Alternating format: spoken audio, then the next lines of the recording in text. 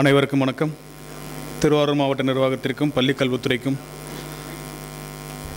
பொது நூலக இயக்கத்திற்கும் காவிரி இலக்கிய திருவிழா ஒருங்கிணைப்பாளர்களுக்கும் அனைவருக்குமே நன்றிகள். உடன் இந்த மேடையை பகிர்ந்து கொள்ளும் அண்ணன் மௌன யாத்திரிகா மற்றும் கவிஞர் சுசித்ரா மாறன் அவர்களுக்கும் நன்றி. நிறைய மாணவர்கள்லாம் நிறைஞ்சிருக்கிறீங்க. உங்கள்கிட்ட கவிதை இலக்கியம் பேசுவது எவ்வளவு ஏற்புடையதாக இருக்குன்ற எனக்கு தெரியலை.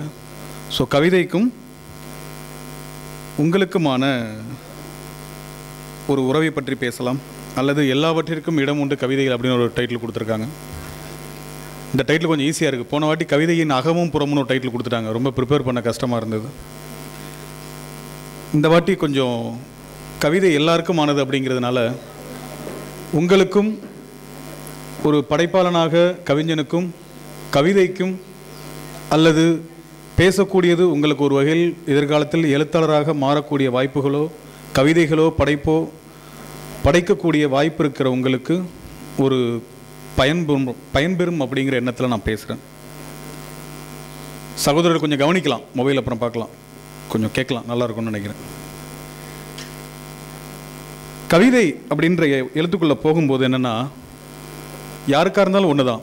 நீங்கள் கவிதையை காண்கின்ற நிகழ்வுகளை சொற்கள் கொன்று அதை கவிதையாக மாற்றும் பொழுது உங்கள் மனதில் ஒரு விஷயம் தோன்றும் இல்லையா, அதையும் சேர்த்து நீங்கள் எழுதி பார்க்குறப்போ உங்களுக்கு கவிதை வசப்படலாம். அந்த வகையில் எல்லாருக்கும் கவிதை ஒரு கைவரக்கூடிய ஒரு கலை. காலங்காலமாக ஒன்று நடந்துக்கிட்டே இருக்கும். என்னென்னா, கவிதைன்னு இல்லை, இலக்கியத்தில் எதுவாக இருந்தாலும் கவிதையையும் கலையையும் ஒன்று சேர்க்கும் முயற்சி பெரும்பாலும் மக்களோடு இணைக்கிறப்போ தோற்று போயிடும். அல்லது மக்களுக்காக எழுதப்படுற படைப்புகள் மட்டும் காலங்காலமாக பேசப்பட்டு கொண்டே இருக்கும். பெரும்பாலும் வணிக ரீதியாக கூட தோற்று போகக்கூடிய கலைப்படைப்புகள் கூட மக்களுக்காக பேசப்படும் பொழுது மனதில் கொஞ்சம் ஒரு ஓரமாக நின்றும். அதுபோல் இந்த நிலத்தை நேசிக்கிறவங்கன்னு ஒன்று இருப்பாங்க.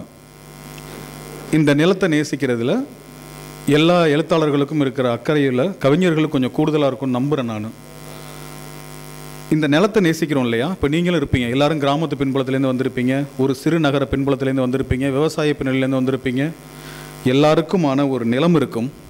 அந்த நிலத்தில் நம்ம சாதாரண மனிதர்களுக்காக ஒரு மொழி இருக்கும், ஒரு அன்பு இருக்கும், நம்மளுக்குன்னு கட்டமைச்சுக்கிட்ட ஒரு கடவுள் இருப்பாங்க.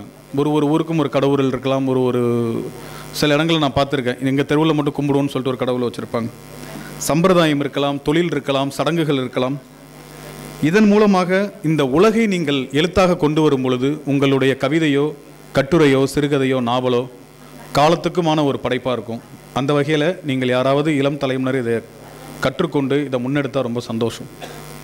அடுத்தது, கவிதையில் ஒரு வழி இருக்குது, ஒரு வகைப்பாடு இருந்தது. குறைந்த சொற்களில் சொன்னால் டக்குன்னு படிச்சுட்டு அதை புரிஞ்சுக்கலாம், சின்ன கவிதை தானே அப்படின்ற மாதிரிலாம் இருக்கும்.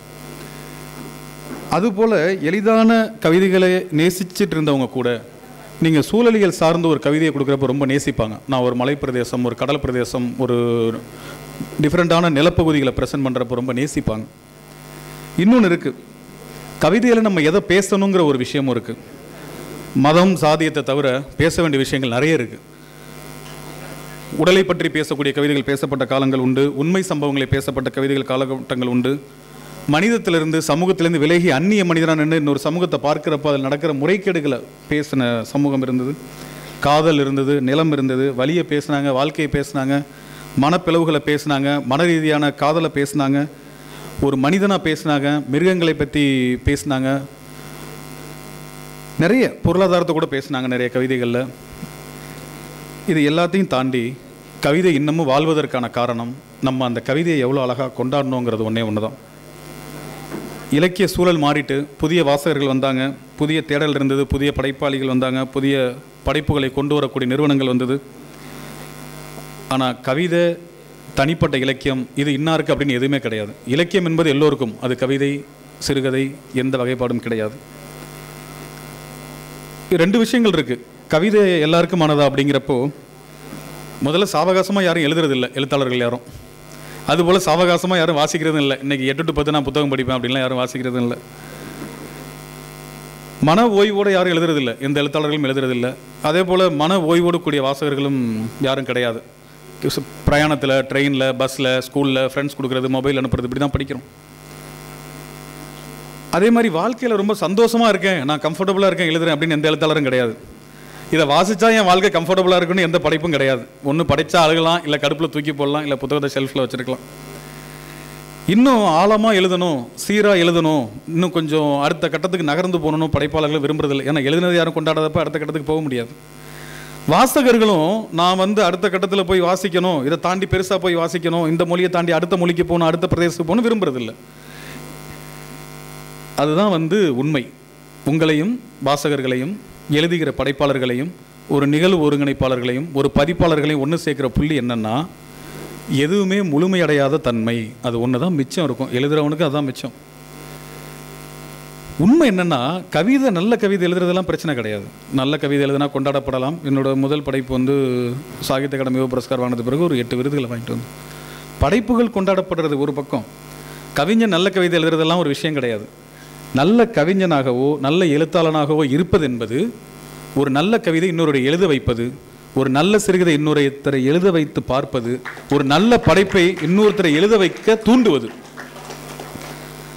சராசரி மனுஷனுக்குள்ள ஒரு விழிப்புணர்வு இருக்குங்க, எல்லாருக்குள்ளேயும் இருக்கும். எல்லா மனிதர்களுக்குள்ளேயும் ஒரு அவேர்னஸ் இருந்துகிட்டே இருக்கும். இப்போ ஒரு படியில் ஸ்கிப் ஆகிறோம்னா நம்ம கொஞ்சம் சுதாரிச்சுப்போம். அந்த விழிப்பு நிலை தான் ஒரு படைப்புக்கான முக்கிய காரணம். நீங்கள் உங்கள் வாழ்வில் நீங்கள் இழந்த அல்லது ஏற்றுக்கொண்ட அல்லது மிக நெருக்கடியான காலகட்டங்களை ஒரு படைப்பாக நீங்கள் மாற்றுறதுக்கான பக்குவத்தை அந்த காலகட்டங்கள் கொடுக்கும். அதுதான் அந்த காலகட்டத்தோட அழகு. கவிதையும் இந்த பிரபஞ்சமும் ஃப்ரெண்ட்ஸ் மாதிரிங்க. அதை நீங்கள்லாம் பிரிச்சிட முடியாது. இந்த சொசைட்டியும் கவிதையும் பிரிக்க முடியாது, இந்த சொசைட்டியும் லிட்ரேச்சரையும் பிரிக்க முடியாது, இந்த பிரபஞ்சத்தை நீங்கள் பிரிக்கவே முடியாது. உங்களுக்கு இந்த உலகத்து மேலே ஒரு கோபம் இருக்கு இல்லையா? இந்த உலகத்தை எனக்கு அதை செய்யலை, இது செய்யலை, இந்த சொசைட்டி எனக்கு அதை கொடுக்கல, இந்த சமூகம் அதை கொடுக்கலன்னு கோபம் இருக்கு இல்லையா? அதெல்லாம் கொஞ்சம் உள்ளே வச்சுக்கோங்க. அது மேலே உங்களுக்கு ஒரு கேள்விகளும் இருக்கும், அதையும் உள்ளே வச்சுக்கோங்க. விவாதங்களும் இருக்கும், அதையும் உள்ளே வச்சுக்கோங்க. விடைகளும் உங்கள்கிட்டே இருக்கும், அதையும் உள்ளே வச்சுக்கோங்க. நிச்சயமாக நீங்கள் எழுதும்போது இது ஒரு சிறந்த படைப்பாக உங்களுக்கு கிடைக்கும். புதுசாக எழுத வர எல்லாருக்கும் இந்த அறிவுரை கொஞ்சம் சரியாக இருக்கும்னு நம்புகிறேன் நான். அதுபோல் நிறைய இழந்துட்டோங்க இந்த லைஃப்பில், மிச்சம் ஒன்றுமே இல்லை அப்படிங்கிற ஒரு பாயிண்டில் ஒரு இயல்பான வாழ்வு, இயற்கையான வாழ்வு ஒன்று கிடைக்கும் இல்லையா? அந்த வாழ்வும் உங்களை எழுத வைக்கலாம். ஒரு கவிதை எழுத வைக்கலாம், ஒரு சிறுகதை எழுத வைக்கலாம், எதுனாலும் எழுத வைக்கலாம். கிராமத்து வாழ்வை நினச்சிக்கிட்டு நகரத்துலையும், நகரத்து வாழ்வு நல்லா இருக்குன்னு சொல்லிட்டு கிராமத்துலையும் வாழ்கிற எல்லாருக்குமே எழுதுறதுக்கான கண்டென்ட் ஒன்று கையில் இருக்குங்க. எல்லாருக்குமே இருக்கும். இன்றைக்கி படிக்கிற நீங்கள்லாம் ஒரு காலத்தில் இந்த ஊரை விட்டு வெளில போயிடுவீங்க, கிராமத்துலேருந்து வந்திருப்பீங்க, நாளைக்கு வெளியில் போயிடுவீங்க. அன்றைக்கி இந்த கிராமத்து வாழ்வு உங்களுக்கு எழுத சொல்லிக் கொடுக்கலாம். நகரத்துலேருந்து திரும்ப கிராமத்துக்கு போயிடலான்னு நினைக்கிறப்ப நகர வாழ்வு உங்களுக்கு ஏதோ ஒன்று சொல்லிக் கொடுக்கலாம். அதுபோல் உச்சபட்ச வலியும் உச்சபட்ச அழகியலும் ஒரு நல்ல கவிதை தான். ஒரு தாங்க இயலாத வலியும் ஒரு தாங்க இயலாத சந்தோஷம் கொண்டாட்டங்களும் கவிதையாக தான் இருக்கும். உலக பரப்பில் எல்லாரும் விரும்பி வாசிப்பதும் கவிதையும் கதைகளும் தான். கவிதையோட நுண்மையை புரிஞ்சுக்கிட்டு வாசிக்கிறப்போ அந்த கவிதை இன்னமும் அழகாகும். எல்லா போராட்டமும், எல்லா வெற்றியும், எல்லா தோல்விகளும் இங்கே பாடல்களாக மட்டும்தான் இருந்திருக்கு. சங்க காலத்திலேருந்து இப்போ வரைக்கும் கவிதையாக மட்டும்தான் இருந்திருக்கு. கடைசியாக ஒரு சிறு விளக்கத்தோடு முடிச்சுக்கிறேன். கவிதை இப்போ சொன்னோம் இல்லையா, கவிதை எல்லாற்றுக்கும் இடம் இருக்குது கவிதையில். என்ன இடம் கவிதையில் கொடுத்துருக்கீங்க அப்படின்னு ஒரு கேள்வி இருந்தது. ஒரு கல்லூரி விழாவுக்கு போயிருந்தேன். அங்கே ஒரு மாணவி கேள்வி கேட்டாங்க, சார் போய்ட்டுன்னு சொல்கிறீங்க, கவிதையில் என்னென்ன விஷயங்களுக்கு இடம் கொடுக்கலாம், ஒரு கவிதை அல்லது ஒரு படைப்புக்குள்ளே நீங்கள் என்னென்னத்துக்கு இடம் கொடுக்கலாம்? எனக்கு தெரிந்த வாசிப்பில் நான் வாசித்து கடந்து வந்த கவிதைகள் ஒடுக்கப்பட்டவர்கள் சார்பாக பேசியிருக்கிறது, அகதிகளின் மொழியாக பேசியிருக்கிறது. ஒரு ஈழநிலை அழிஞ்சு போனப்போ அதை வெளியில் தெரிஞ்சுக்கிறது எங்களுக்கு தெரிஞ்சதெல்லாம் பாடல்கள் மட்டும்தான். வலியையும் வாதைகளையும் கவிதைகள் பேசியிருக்கிறது. உங்கள் வலிகளையும் வாதைகளையும் எழுதி பாருங்கள், நல்ல கவிதை. அநீதிகளை ஒடுக்கும் பொழுது ஒரு குரல் வழி நெரிக்கப்படுவது போல் நின்று கத்தியதும் கவிதைகள் தான். எங்கெங்கெல்லாம் அநீதி நடக்கிறதோ அங்கெல்லாம் குரல் வழி நெரிக்கப்படும் பொழுது கத்துனது கவிதை தான். அரசுகளுக்கும் அரசாங்கங்களுக்கும் எதிராக வடமாநிலங்கள் இன்னும் முழக்கமிட்டுக் கொண்டிருப்பதும் கவிதைகள் தான்.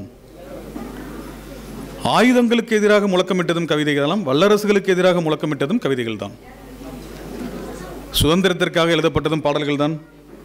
வாழ்வை சொல்லிக் கொடுத்ததும் எங்களுக்கு பாடல்கள் தான். காதலை, அழகியலை, காலங்களை, வசந்தத்தை, பிரதேசத்தை சொல்லிக் கொடுத்ததும் கவிதைகள் தான். தாவரம், இயற்கை, உறவை, உணர்வை, வாழ்வியல் சூழலை அவ்வளவும் சொல்லிக் கொடுத்தது கவிதைகள் தான். பெண்ணியத்தை, தாய் தந்தையை போற்றுவதற்கு, வாழ்வின் அர்த்தத்தை உணர எல்லாமும் சொல்லிக் கொடுத்தது கவிதைகள் தான். தேர்ந்த வாசகர்களுக்கு கவிதையும் அது தரும் உணர்வும் மிக அறிவார்ந்தது, மிக அழகானது. ஆகவே இந்த கவிதை என்பது எப்பவும் எல்லோருக்குமானது தான். நிறைய கவிதைகளை வாசியுங்கள். நிறைய எழுதும் பொழுது கவிதை உங்களுக்கும் வசப்படும் என்று நான் நம்புகிறேன். அனைவருக்கும் நன்றி. இந்த நிகழ்வை சாத்தியமாக்கிய ஒருங்கிணைத்த அத்துணை பேருக்கும் நன்றி.